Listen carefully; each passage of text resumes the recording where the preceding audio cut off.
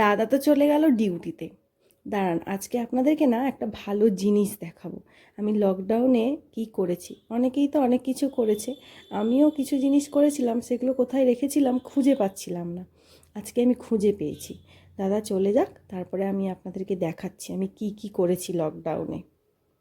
এই যে দেখুন, আমি একটা টেডি বানিয়েছিলাম খবরের কাগজ দিয়ে, পুরোটা কিন্তু খবরের কাগজ দিয়েই বানানো।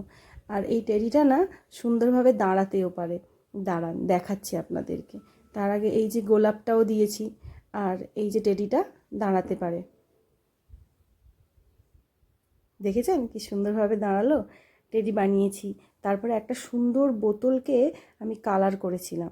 তবে হ্যাঁ, অতটাও ভালো পারতাম না, তাই এভাবেই করেছিলাম। এই বোতলটা বানিয়েছিলাম। আর একটা জিনিস বানিয়েছি, সেটা খুব ভালো। আরও অনেক কিছু জিনিস বানিয়েছিলাম, কিন্তু অনেকে দেখেছে আমার এইগুলো, দেখে আমার থেকে নিয়েও নিয়েছে, আমি গিফট করে দিয়েছি অনেককে।